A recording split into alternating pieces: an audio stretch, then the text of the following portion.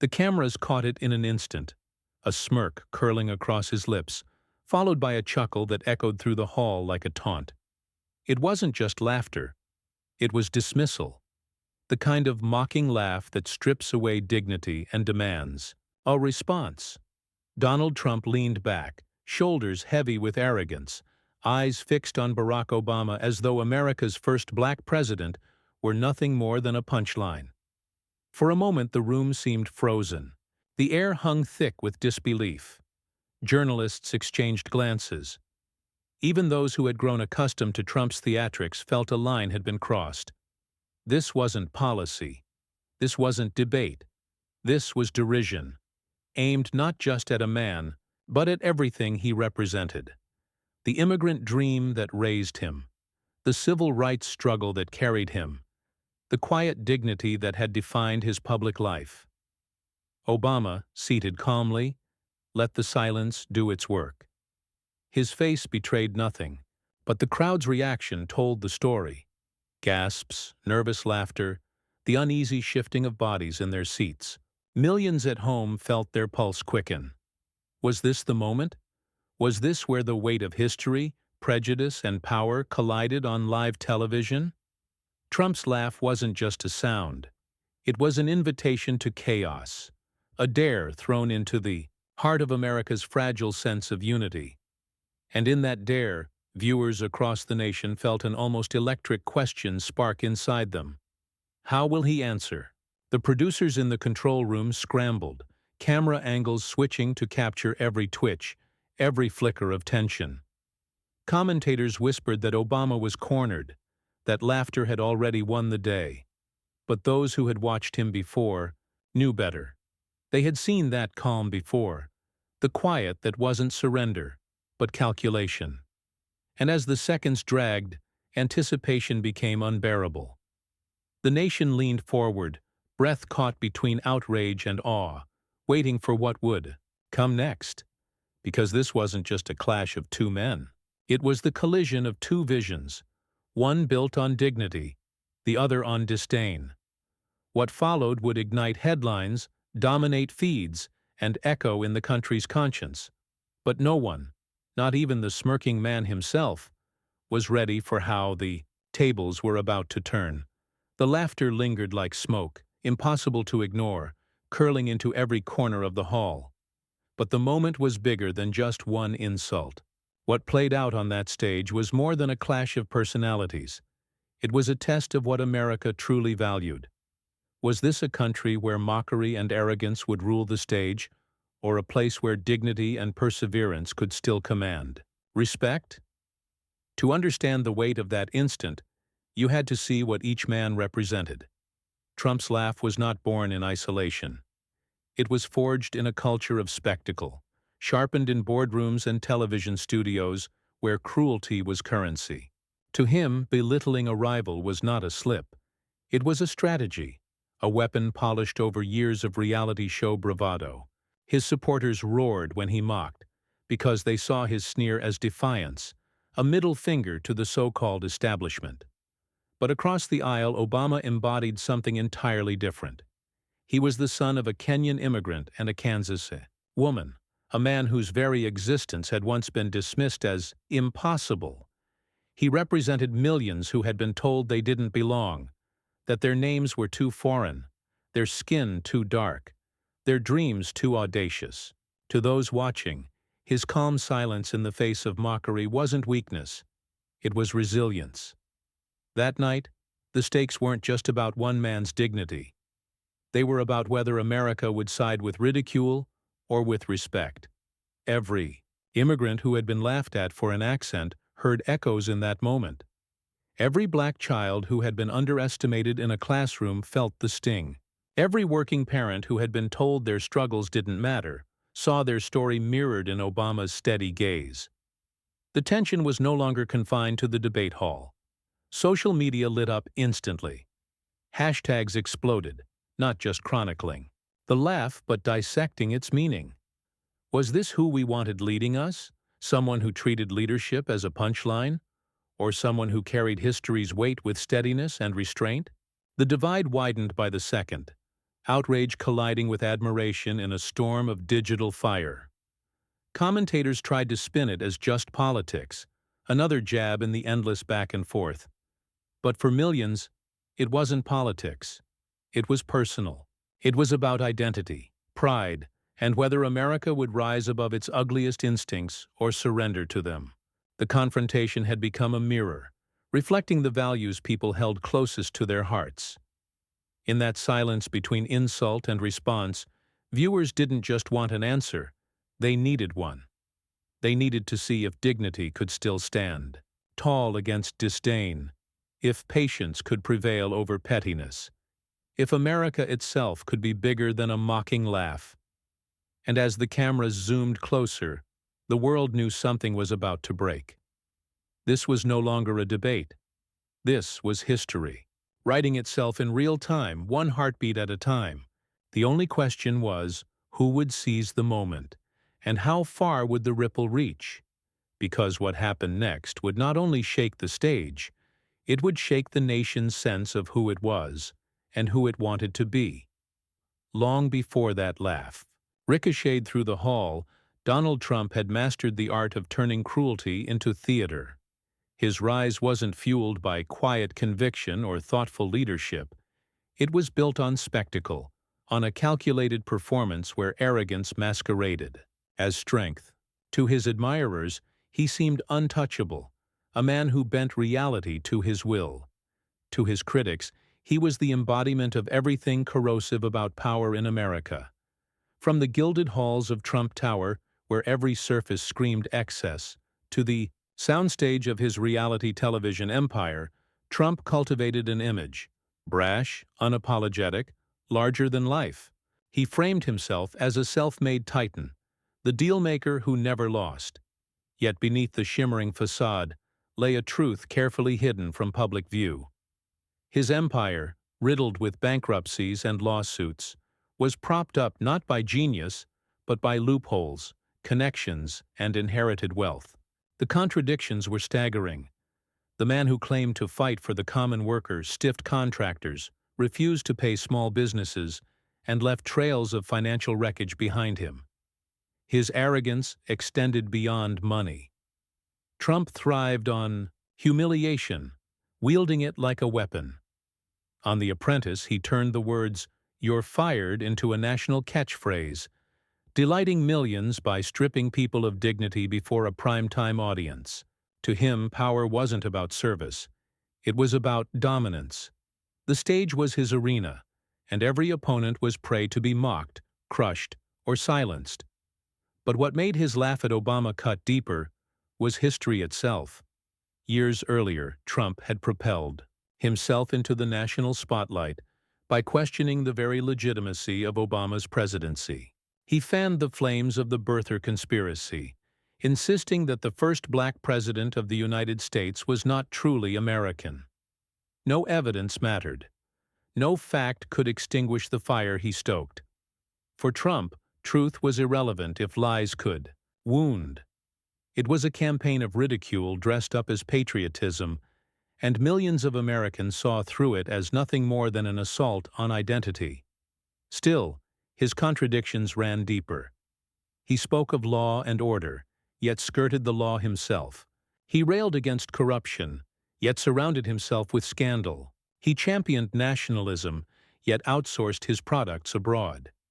He declared loyalty to the forgotten man, while building towers with the money of the powerful and foreign elites. To many, he was a walking paradox, a man who claimed to represent America while exploiting every flaw in its system for his own gain. Even his relationships reflected the same imbalance. Friends were transactional, allies disposable, loyalty always conditional. When it served him, he praised. When it didn't, he attacked. Beneath the bluster was a pattern clear as day. Trump's world had no room for equals, only winners and losers, those who mocked and those who were mocked. And in his eyes, Barack Obama, dignified, measured, adored globally, was the ultimate rival to belittle. So when that laugh escaped his lips, it wasn't random. It was the culmination of years of obsession, insecurity, and disdain. For Trump, Obama wasn't just another politician.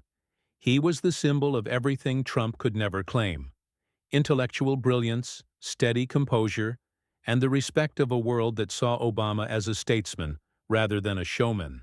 Mockery became the only weapon he could wield, the only way to chip away at a man who threatened his carefully crafted image. To the audience, the laugh looked like arrogance, but beneath it pulsed something more telling: fear. Fear that the contrast was too sharp, the difference too visible.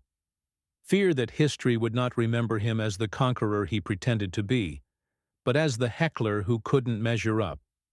That contradiction, confidence on the surface, insecurity at the core, was Trump's undoing in the making. Because arrogance has a way of blinding the arrogant. It convinces them that ridicule is power, that laughter is victory. But what he couldn't see, in that very moment, was that the laugh he unleashed would not elevate him. It would expose him. And as the cameras kept rolling, America prepared to watch arrogance collide with dignity in real time. A villain had revealed himself fully, and all that remained was the reckoning that would follow. Before Barack Obama ever walked onto the stage to face laughter and scorn, his story had already been written in resilience. His life was not handed to him in gold-plated towers or cushioned by inherited fortune. It was pieced together with sacrifice, with lessons learned in small apartments and crowded classrooms, with a belief instilled by his mother and grandparents that dignity mattered more than wealth, and service carried greater weight than arrogance. Born to a father from Kenya and a mother from Kansas, Obama's very existence was a bridge between worlds. As a child, he navigated questions of identity that many Americans quietly wrestled with but rarely saw reflected in the halls of power.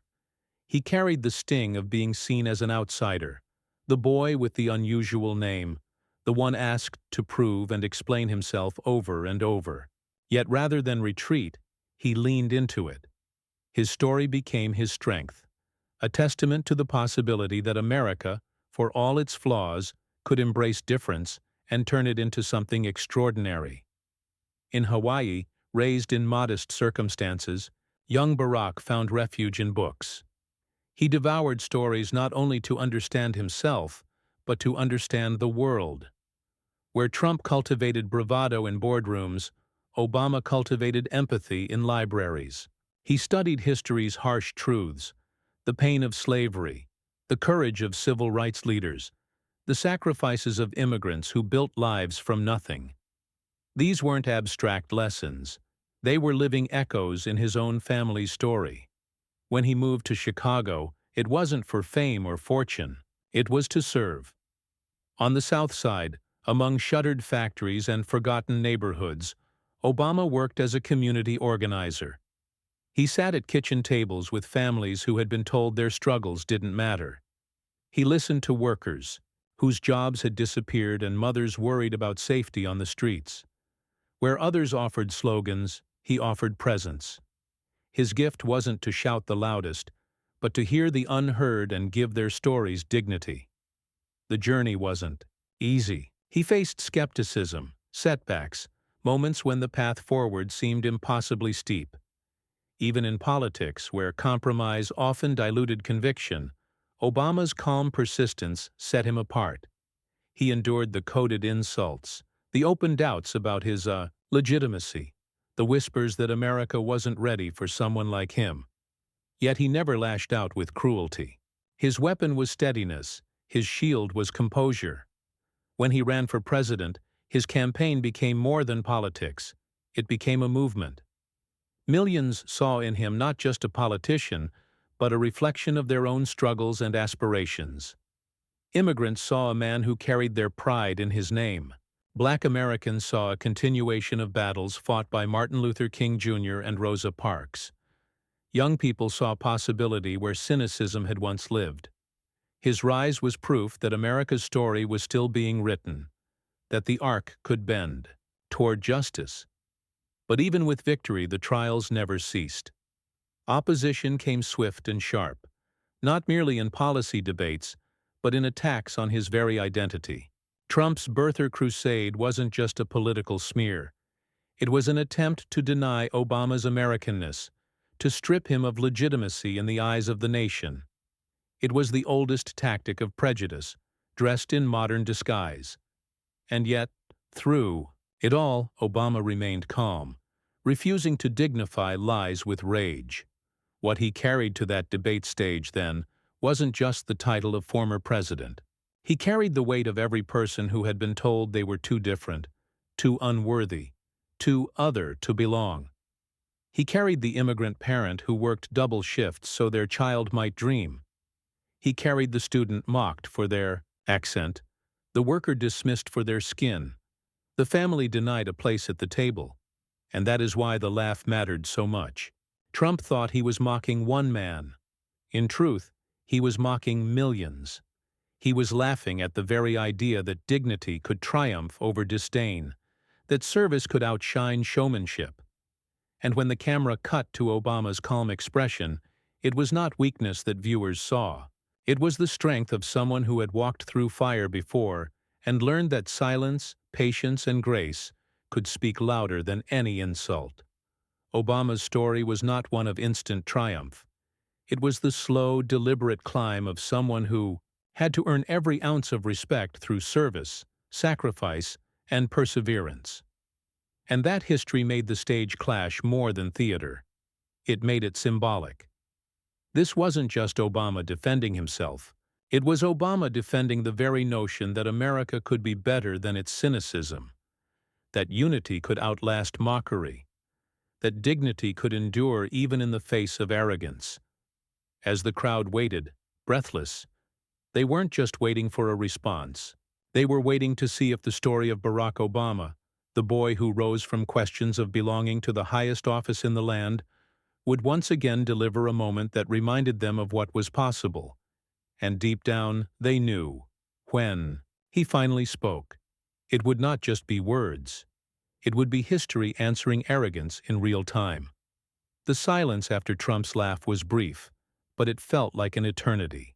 Then, as if sensing the hunger for more spectacle, Trump leaned forward, seizing the microphone with the swagger of a man convinced the stage was his alone. "You know," he sneered, "some people talk a lot about hope, but all they ever leave behind is disappointment. That's what we got. Empty promises. A weak America." His voice cut through the room like a blade, heavy with mockery, dripping with disdain. The audience shifted, restless. Some clapped, others groaned. But Trump pressed on, piling insult upon insult, his tone growing sharper, his words more venomous. He spoke of failure, of embarrassment, of a leader who talked pretty but couldn't deliver. Every phrase was designed not to debate, but to demean. And yet, there sat Obama. Calm, upright, silent. He let Trump's barrage wash over him like waves breaking against stone. The contrast was almost unbearable to watch. On one side, arrogance swelling, a man desperate to dominate. On the other, composure so steady it became its own form of defiance. Trump's attacks became bolder. He questioned Obama's legacy, mocked his policies, even sneered at his very presence.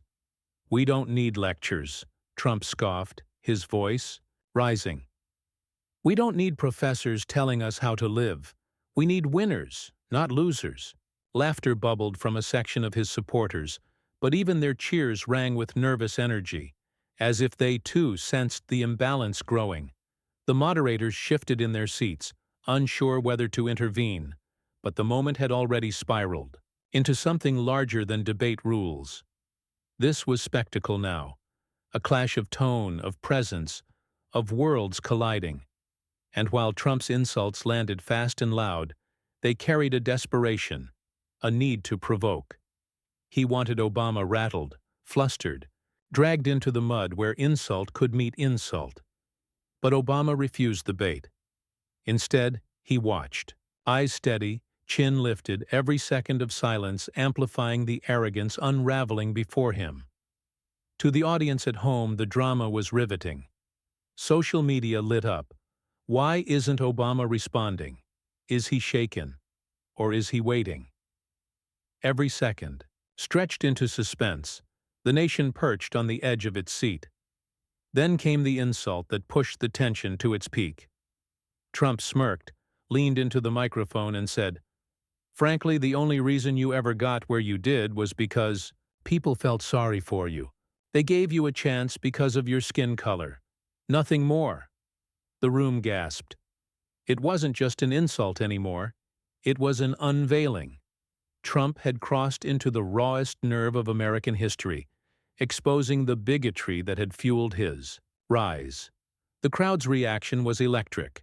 Outrage, disbelief, a ripple of disgust even among those who had once cheered. Obama didn't move. He didn't flinch. His silence was louder than the insult itself. The dignity of restraint became a weapon, its sharp edge cutting through Trump's barrage of noise. The contrast crystallized for everyone watching. Arrogance shouting into a microphone, dignity waiting with quiet strength. But the suspense was unbearable. People at home leaned forward, phones buzzing with notifications, hashtags surging in, real time.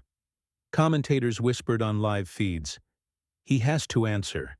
He has to say something." And in that moment, the anticipation became electric. Every heartbeat in the room seemed synchronized, every camera lens locked in.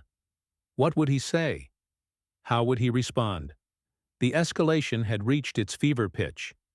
Trump had unleashed every insult he could summon, convinced that dominance was his. But the stage was tilting, the air shifting, the crowd sensing a turn. Because when Barack Obama finally spoke, the world knew it wouldn't just be a rebuttal, it would be a reckoning. The hall was still ringing from the gasps. Trump's words, brazen, cutting, meant to humiliate, hung in the air like a foul stench. For a few charged seconds, all eyes turned to Obama. The silence was not just absence of sound.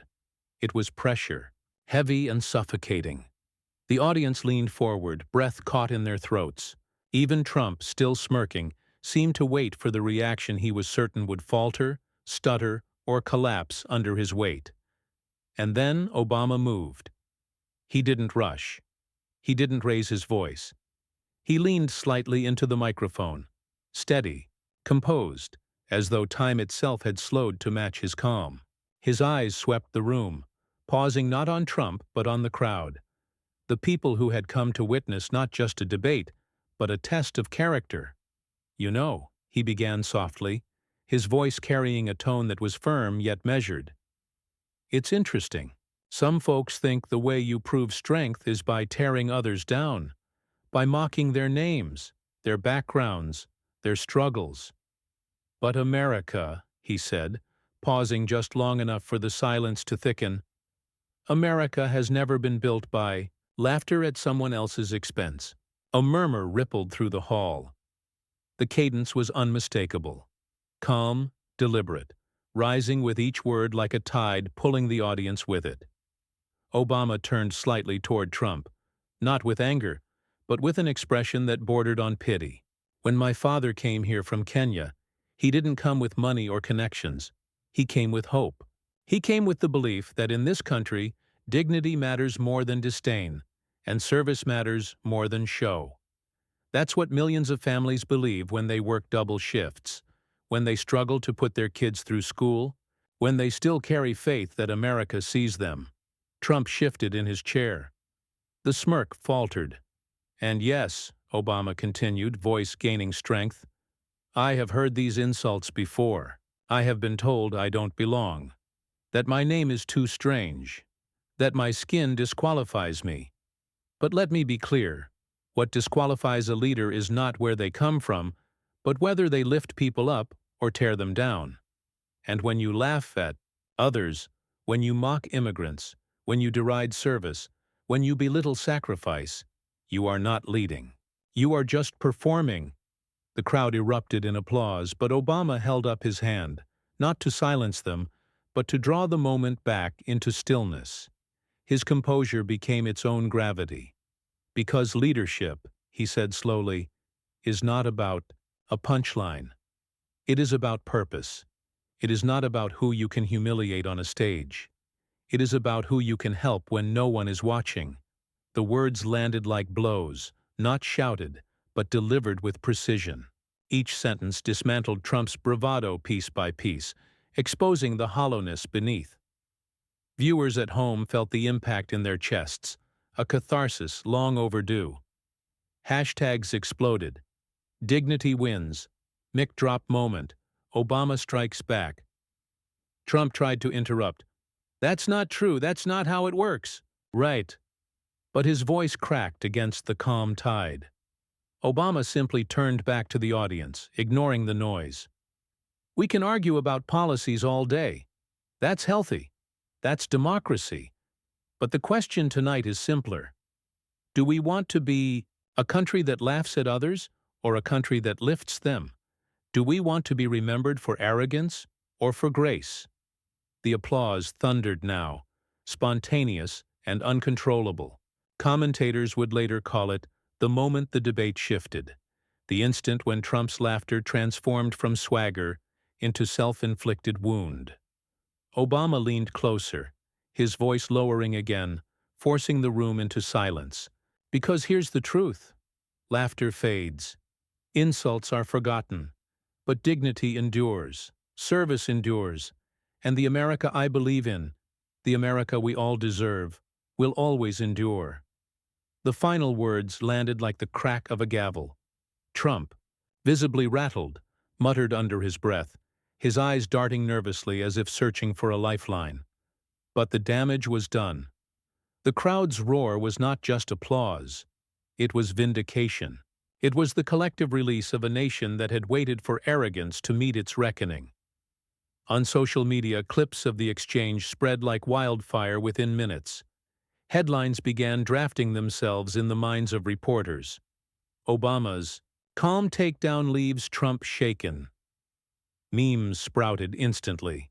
Trump's laugh frozen side by side with Obama's composed stare. The contrast was undeniable, seared into public memory. And yet, in the hall, Obama didn't bask. He didn't gloat. He simply leaned back, folded his hands, and let the weight of his words hang in the silence. That restraint, that refusal to match arrogance with arrogance, was the final twist of the knife. He had shown that true strength required no smirk, no sneer, no spectacle. Just truth, delivered with dignity. For those watching at home, the moment was more than entertainment. It was a reminder of who they were, of what they believed in, of the kind of country they wanted to live in. Parents pointed to the screen, telling their children, "That's how you answer hatred." Young people tweeted that they finally felt seen. Immigrants wept quietly, remembering their own sacrifices, feeling the weight of validation in every word. Trump, once the master of spectacle, had been reduced to silence. His laughter, so sharp at the start, now seemed hollow, desperate, an echo of a strategy that had failed in the face of grace. The debate was far from over, but the night had already changed. The audience could feel it, the air thick with a sense of history. The clash had escalated, the insults had peaked, and now the tables had turned. But what came next would ripple far beyond the stage, spilling into homes, feeds, and headlines across America. Because when the dust settled, the question wasn't whether Obama had won the exchange. The question was how deeply the shockwaves would travel, and who would still be standing once they did. The moment Obama's words settled, the hall erupted, not just with applause, but with the unmistakable sound of history catching fire. The cameras panned across faces lit with astonishment, admiration, and disbelief. Some cheered with wild abandon, others sat frozen, still processing, the quiet precision with which dignity had dismantled arrogance. But beyond the walls of the debate hall, the shockwaves had already begun. Within minutes, social media turned into a living battlefield. Hashtags surged at lightning speed. Dignity over disdain. Obama mic drop. Sound the laugh that failed. Twitter feeds, flooded with clips of the exchange, cut and recut into loops that highlighted the smirk, the insult, and then the devastating calm of the response. Millions replayed the clip, over and over, savoring the cadence, the restraint, the flawless timing of a takedown that required no shouting, no theatrics, only truth. On TikTok, young creators put the moment to music, overlaying Obama's words, with swelling orchestral scores or triumphant hip-hop beats. The clips went viral instantly with captions like, "This is how you slay without saying too much," and "Lesson in power. Calm always beats chaos." Memes spread across Instagram and Facebook. Trump frozen mid-laugh, captioned with lines like, "And then it all came crashing down," or "When arrogance meets dignity." Celebrities chimed in, amplifying the moment. Actors, musicians, and athletes flooded timelines with praise. One superstar tweeted, "That's how you answer. Hate with grace that cuts deeper than any insult." A legendary civil rights icon posted, "What we saw tonight wasn't just politics. It was history reminding us who we are." Comedians roasted Trump mercilessly, replaying his laugh and contrasting it with the look on his face moments later, when Obama's words had left him visibly shaken. Cable news scrambled to catch up. Pundits replayed the clip on loop, dissecting every pause, every glance. "This wasn't just a rebuttal," one commentator said breathlessly. "This was a moment of national catharsis." Another declared, "Trump came to humiliate. Obama came to elevate." And in that contrast, America saw the difference between theater and leadership. But it wasn't only the elites who weighed in. Ordinary Americans, from college students to retirees, flooded the internet with their own reflections. An immigrant father posted, "When Obama said America is built by dignity, I thought of my hands, worn from years of work, and I felt seen." A black mother shared, "When he stood there calm, I thought of every time I had to keep my head high while someone tried to tear me down. Tonight, he spoke for us." In neighborhoods across the country, watch parties turned into celebrations. In bars and living rooms, people clapped at screens, cheered at the playback, hugged one another as though they had personally been vindicated. The moment transcended politics. It became cultural validation, a release of tension carried for years by those who had been mocked, dismissed, or erased. Even internationally, the shockwaves spread. Global newspapers carried headlines marveling at the clash. "Obama silences. Trump with dignity.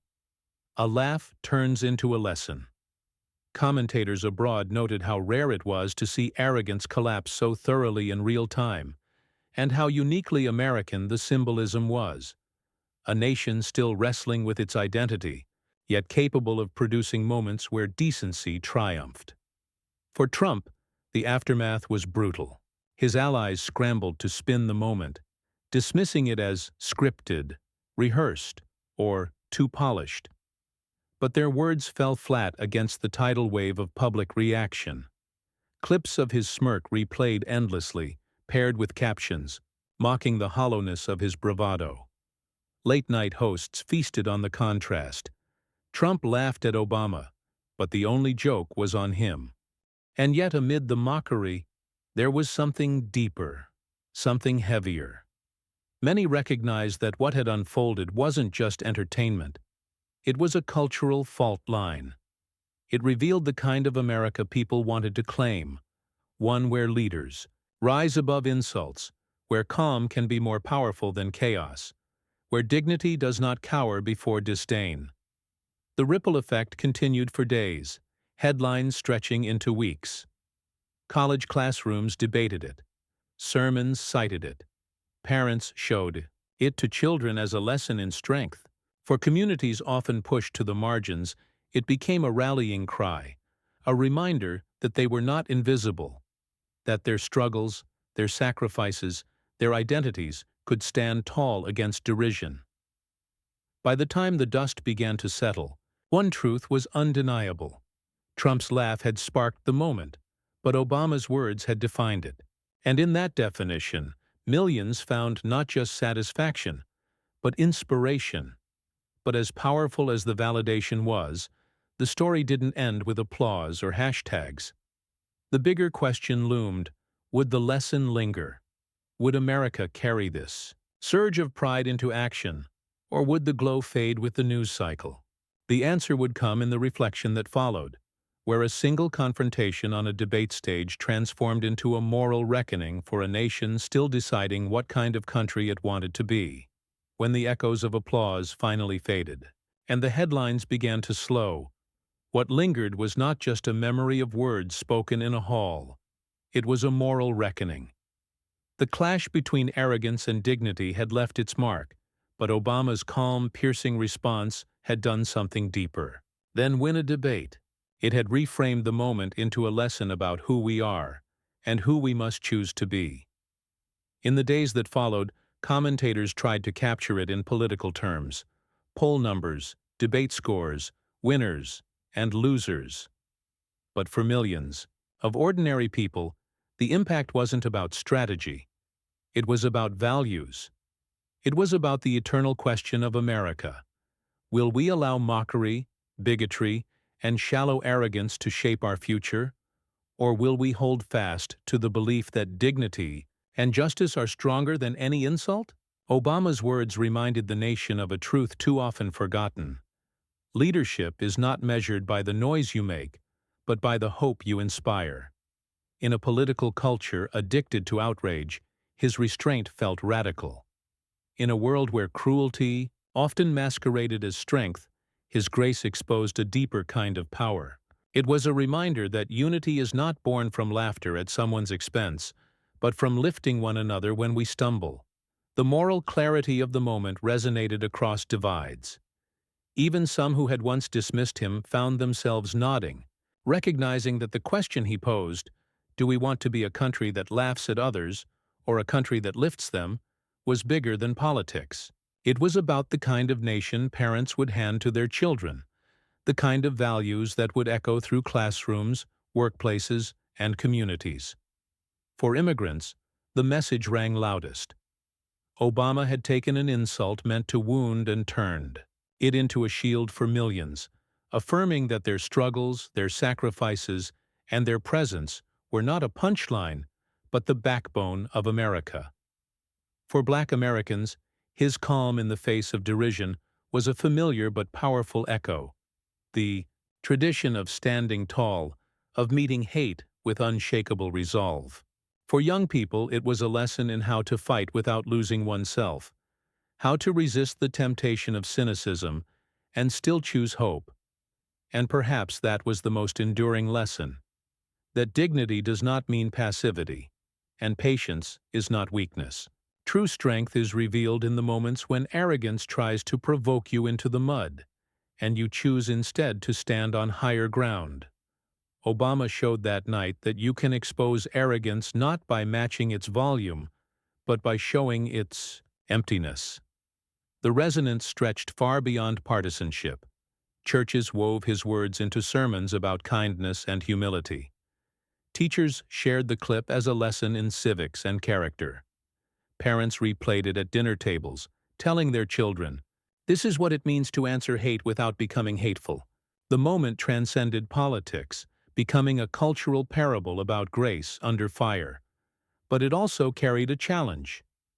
Applause, hashtags, and headlines were not enough. The real question was whether America could carry the lesson into action, into how we treat our neighbors, how we confront injustice, how we define leadership in the years to come. Obama's answer on that stage wasn't simply about himself. It was an invitation to the nation to choose dignity over disdain, justice over mockery, unity over division. Because history will not remember the laugh. It will remember the lesson.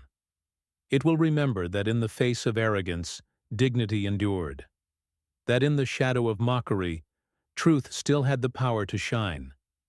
And as Americans reflected on that moment, they were reminded of something deeper than politics, that the soul of a nation is not shaped by who can insult the loudest, but by who can lift the highest. Trump laughed at Barack Obama. That much is undeniable. But what he never expected, what stunned the nation, was that his laugh would become the spark for one of the most powerful reminders of who we are.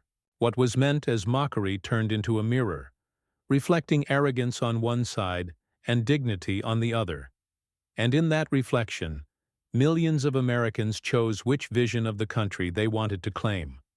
Obama's calm, devastating response showed that true strength isn't measured by volume or cruelty, but by steadiness, composure, and the courage to speak for those who are too often silenced. That moment didn't just belong to him. It belonged to every immigrant who carried hope into this country, every worker who fought for a better life, every young person who dared to believe that America could be bigger than its divisions. And so the lesson is clear. Arrogance fades, mockery crumbles, but dignity, justice, and unity endure. If this story moved you, if it reminded you of the power of truth over arrogance, then don't let it stop here. Share it. Talk about it. Be part of the movement that lifts instead of tears down, that inspires instead of mocks. Because America's story is still being written, and it is written by the people who refuse to let dignity be drowned out by disdain. Subscribe, stay with us, and add your voice to this growing chorus. Together, we can ensure that moments like this aren't just history, they're the future, because in the end, the laugh was fleeting. But the lesson will outlast us all.